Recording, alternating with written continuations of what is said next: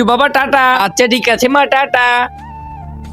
মা, আরে চিন্টু তোমার এই অবস্থা কে করেছে? চিন্টু তোমার কি হয়েছে আমাকে বলো। মা ওই যে আঙ্কেল গাড়িটা দাঁড়া করেন, আমি প্রসাব করতে যাব। আচ্ছা ঠিক আছে, তাহলে তুমি বাথরুম করে আসো। আরে রিলস দেখতে দেখতে তো অনেক সময় হয়ে গিয়েছে, এখন যাওয়া যাক। আরে আঙ্কেল আমাকে না নিয়ে কোথায় যাচ্ছেন? আঙ্কেল গাড়িটা দাঁড়া করান। হ্যাঁ এখন এই বাসায় কিভাবে যাব? আচ্ছা চিন্টু তুমি কান্না করো না, তোমার আজকে স্কুলে যাওয়া লাগবে না। আজকে তো মাকে আবার বোকা বানিয়ে দিয়েছি।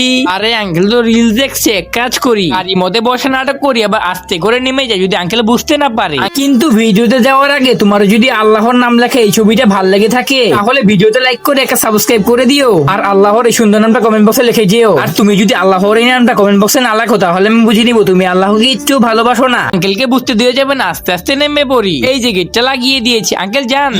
তাহলে আজকে আমার স্কুলে যাওয়া লাগবে না, এখন আমি একলা একলা কান্নার ভান করে চলে যাই। বন্ধুরা ভিডিওটা লাইক সাবস্ক্রাইব করো।